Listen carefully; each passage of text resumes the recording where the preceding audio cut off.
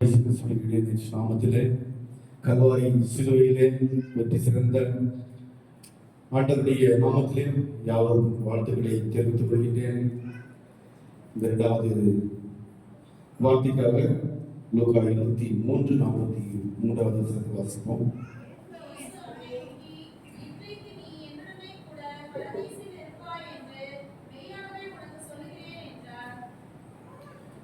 எங்களை இருப்பாய் நேசித்துதான் பல தகப்பனே, இந்த நல்ல வேலைக்காக நன்றி செலுத்துகிறேன்.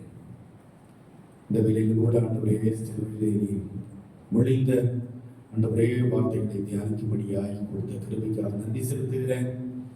இந்த இரண்டாவது வார்த்தையில் கூட தேவாவியானவரோடு பேசும்படியாக செபிக்கிறேன். நம்முடைய ரத்தத்துக்குள்ளே நம்முடைய அடியனை ஒப்புக் கொடுக்கிறேன். ஆண்டவரே நீரே மறைத்துக் கொள்ளும். இந்த வார்த்தையின் மூலமாக ஆண்டவரே ஒரு மனமாற்றத்தை நாங்கள் பெற்றுக்கொள்ள கருவி பாராட்டும்படியாக செபிக்கிறேன். நீரே இடைப்படும் இயேசு கிறிஸ்துவை செபிக்கிறேன். நல்ல பிதாவே, ஹல்லேலூயா. மகிழ்ச்சியா இருக்கீங்களா? குட் ஃபீல்டுனா சோகமா இருக்குமாங்க? இல்ல, மகிழ்ச்சியா இருக்கணும். ஏன்னா 2000 ஆண்டுகளுக்கு முன்பதாக அவர் வெற்றி சிறந்தவராய் இருக்கிற மாத்திரம்தான் நமக்கு அலைந்திர இப்பொழுது கூட அவருடைய வார்த்தையை நாம் தியானித்துக் கொண்டிருக்கின்றோம். இந்த உலகத்திலே எந்த ஒரு மனிதனும் சாதிக்க முடியாததை நம்முடைய ஆண்டவர் சாதித்தவராய் உயிர் தெழுந்த மகா பரிசுத்தராய் நம்மோடு கூட உலாவிக் கொண்டிருக்கிறார் என்பதை நாம் அறிந்தவர்களாய் மாத்திரம் இந்த நாளிலே அவருடைய அந்த வார்த்தையை தியானித்துக் கொண்டிருக்கின்றோம். முதலாவது வார்த்தையாக அது 7 வார்த்தைகளை கொடுத்து பார்க்கும் பொழுது ஒவ்வொரு 7 வார்த்தை சொல்லுவோம், 7 மொழிகள் சொல்லுவோம், 7 பூக்கள் சொல்லுவோம். ஒவ்வொருவரும் ஒவ்வொரு விதமாக வர்ணித்தாலும் அவருடைய அந்த 7 வார்த்தை மட்டும் மாறவே மாறாது. இயேசு கிறிஸ்து நேற்றும் இன்றும் என்றும் மாறாதவர். ஆகவே அவருடைய வார்த்தைகள் மட்டும் மாறாது. நம்முடைய சிந்தனைகள், வார்த்தை குறித்த விளக்கங்கள் ஒருவேளை மாறி போகலாம். ஆனால் ஆண்டவருடைய வார்த்தை என்றுமே மாறாது. முதலாவது மன்னிப்பை குறித்து விளக்கினார்கள். இரண்டாவது ரட்சிப்பின் 2வது வார்த்தையை குறித்து இப்பொழுது நாம் தியானிக்க போகிறோம். இன்றைக்கு நீ என்னோடு கூட பரதேசியில் இருப்பாய் என்று மெய்யாகவே உனக்கு சொல்கிறேன் என்று அங்கே ஆண்டவர் சொல்கிறார். அப்படியானால் இந்த வார்த்தையை ஆண்டவர் ஏன் சொல்கிறார் என்று நாம் அதற்கு முன்பதாக வசனங்களை பார்க்கும் பொழுது 39 முதல் வசனங்களை 42 வரை பார்க்கும் பொழுது அங்கே நம்ம பார்த்தா ஆகணும் இல்லையா? அந்த வசனம் ஏன் இன்றைக்கு என்னோடு கூட பரதேசி இருப்பார் என்று ஆண்டவர் அங்கே சொன்னதை நாம் அதற்கு முன்பதாக வசனங்களை பார்க்கும் பொழுது அங்கே 2 கள்ளர்கள் இயேசுவின் இருவரும் அடிக்கப்பட்டிருக்கிறார்கள். ஆண்டவராய் இயேசு கிறிஸ்து சிலுவையிலே நடுக்கத்திலே தொங்கிக் கொண்டிருக்கின்றார். அங்கே 2 கள்ளர்களும் ஒவ்வொருவரும் நாமும் கூட இந்த உலகத்திலே இருக்கும் பொழுது எங்கேயாவது என்னன்னா நம்ம இடனம் பண்ணுகின்ற மக்களாக நாம் வந்து இருக்கிறோம். எதை பற்றியாவது யார் எப்படிப்பட்ட சூழ்நிலைகளில் இருக்கின்றார்கள் என்பதை நாம் அறிந்து கொள்ளாமல் நாம் தூற்றுகின்றவர்களாய், கேள்விப்படுகின்றவர்களாய் அப்படித்தான் இந்த உலகத்துல நம்ம வந்து வாழ்ந்து கொண்டு இருக்கிறோம். அதைத்தான் அந்த கண்ணனும் கூட அந்த சிலுவையில் தொங்கிக் கொண்டு போவது கூட ஆண்டவர் யார் என்பதை அறியாத ஒரு கண்ணனாய் அவரை அங்கே தூற்றுகிறதை பார்க்கிறோம். சிலுவை அனைவரும் கடன் சொல்றான், கிறிஸ்துவானால் உன்னையும் எங்களையும் ரட்சித்துக் கொண்டு ஆண்டவரையே அங்க வந்து ஒரு பரியாசம் பண்ணுகின்ற ஒரு கடனா காணப்படுகின்றார். மற்றும் இன்னொரு கடன் சொல்றான், நீ வந்து ஆகியோருக்குட்பட்டா இருந்தோம் தேவனுக்கு பயப்படி இருக்கிற 2 பேருக்கு ஒரு சம்பாஷணை நடக்குது ஆண்டவரை குறித்து.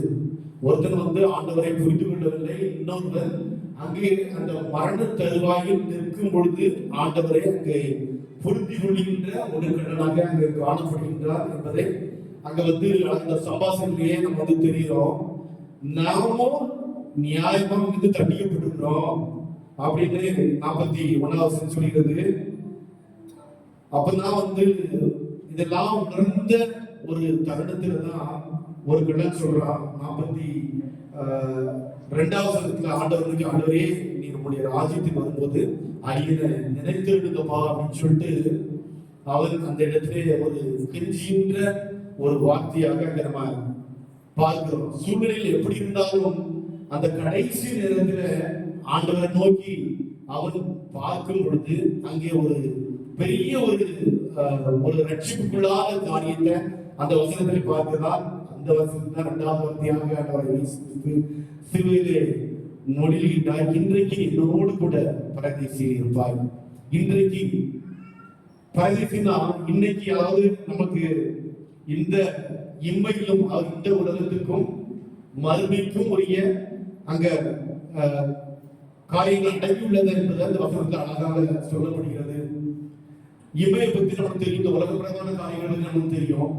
மறுமையை குறித்து ஆண்டவர் அழகா தன்னுடைய சிசுவோட அவர் பகிர்ந்து கொண்டிருக்கிறார். யோவான் 14வது அதிகாரம் வசனங்கள் 1 முதல் 3 மட்டும் பார்க்கும்போது ஆகாத 3வது வாசிங்க.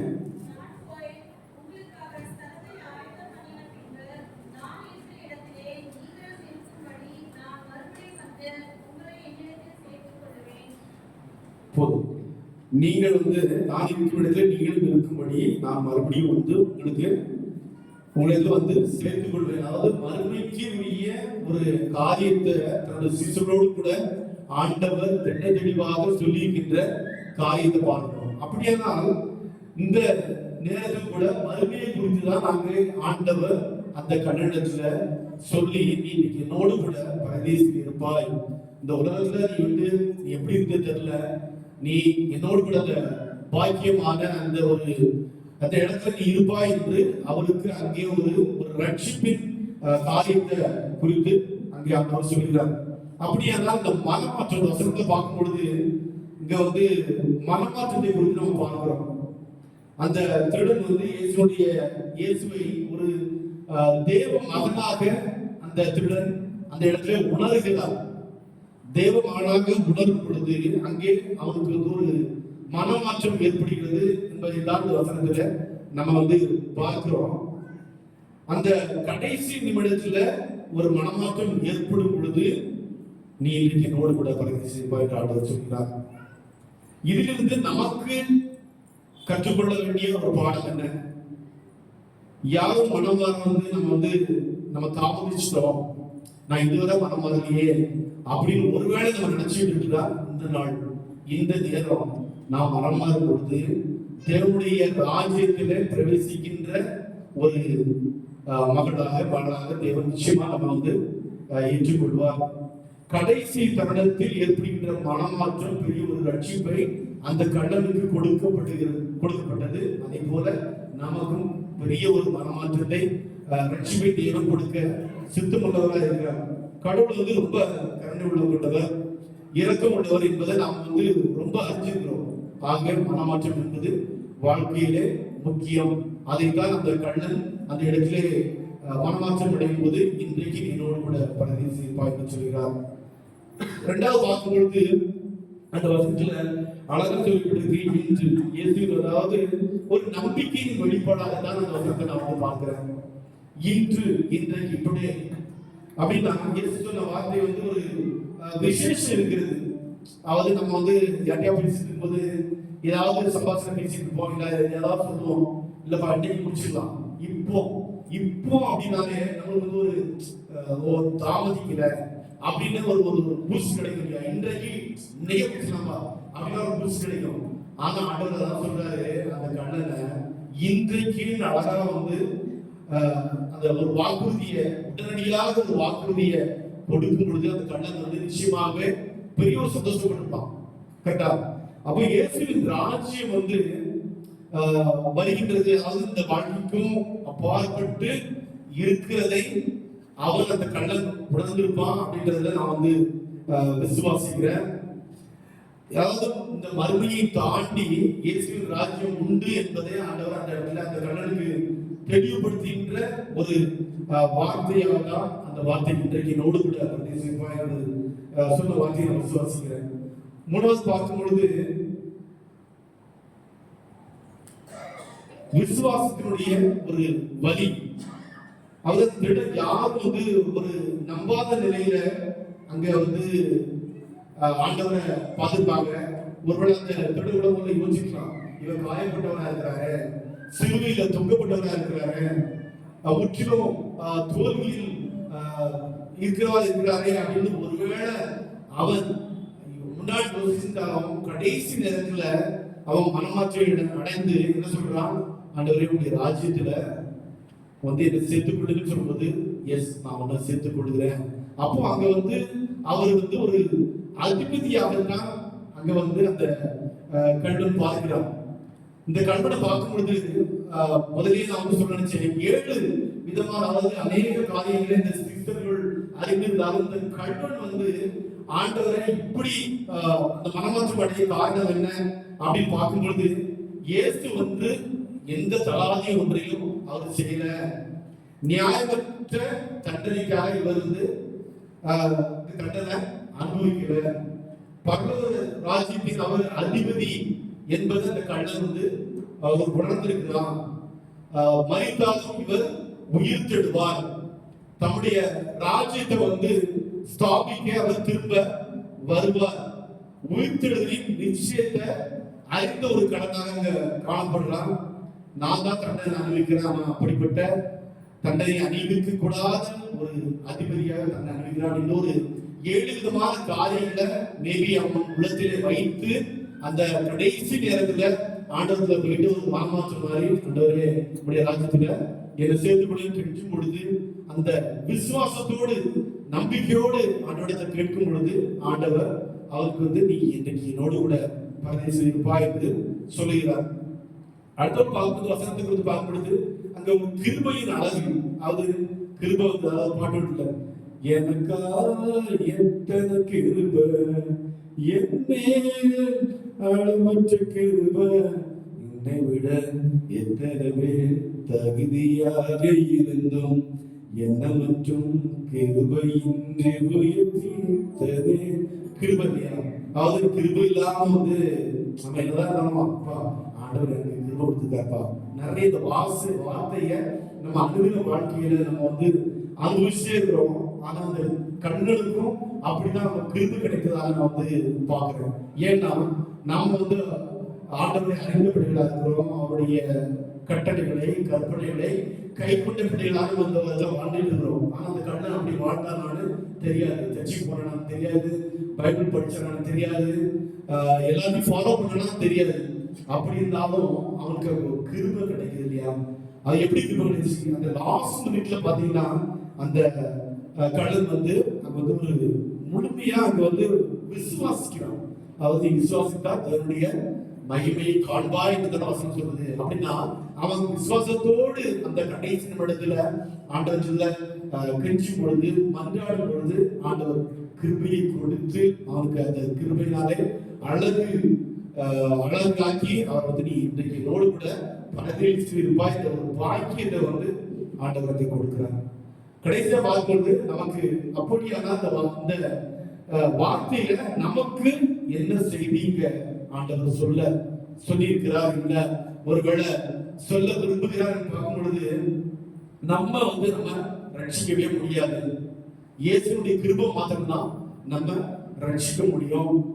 கடைசி தருணத்துல இருக்கும் பொழுது கூட நாம் மனமாறும் பொழுது அவரை அறிந்து கொள்ளும் பொழுது புரிந்து கொள்ளும் பொழுது நிச்சயமாக அந்த ஒரு அந்த பரமராஜ்யத்துக்குள்ள நாம வந்து பிரவேசிக்க முடியும்.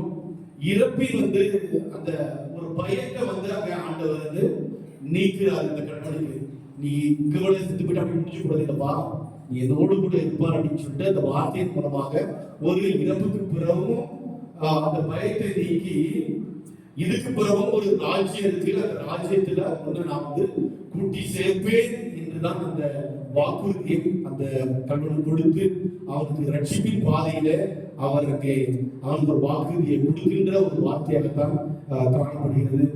இயேசு சிலுவையில கடும் வேதனையில் இருந்தாலும் ஒரு மனமாற்றம் அடைந்த அந்த மனிதனுடைய அந்த மனிதன் அங்க மறக்கல. நாம் எத்தனையோ இடத்துல மறந்து போகிறோம், ஆனா மறக்காதவர் அனுதினமும் நம்ம வந்து நம்ம அதாவது கண்கள் மீது நோக்கமாக இருக்கிறது இல்லையா? எப்பொழுதும் நம்ம வந்து நம்ம மீது கண்கள் நோக்கமாக இருக்கிற ஒரே தெய்வம் தான் அந்த கல்வனை கூட மறக்காதவரை இன்றைக்கு என்னோடு கூட பரதேசி இருப்பாய் என்று அங்க சொல்றாரு. அந்த இயேசுவின் உயர்ந்த அந்த கருணை, அந்த அன்பின் ஆழத்தை தான் அந்த அந்த வசனத்தின் மூலமாக வந்து நம்ம தெரிஞ்சுக்கிறோம். ஆகவே இன்றைக்கு என்னோடு கூட பரிசிப்பாய் என்று 2ஆம் வார்த்தை சொன்ன அந்த கல்வனுக்கு சொன்ன ஆண்டவர் இன்று நமக்கும் கூட அவர் வாக்குறுதியவராக இருக்கிறார். நம்முடைய வாழ்க்கையில பெரிய ஒரு மாற்றம் கடைசி நிமிடத்திலே மாற்றத்தை நாம் மாறும் பொழுது அவருடைய கிருபையினாலே நம்மை அழகூட்டி அவருடைய அந்த பரமோச்ச ராஜ்யத்திலே நாம் ஒருவரையும் அழைத்து செல்ல அவசியமாக இருக்கிறார். கர்த்தர் இந்த வசனங்களை ஆசீர்வதிப்பாராக. ஆமென். அல்லேலூயா. கண்களை திறந்து ஆண்டவருக்கு நாம் நன்றி சொல்லலாம்.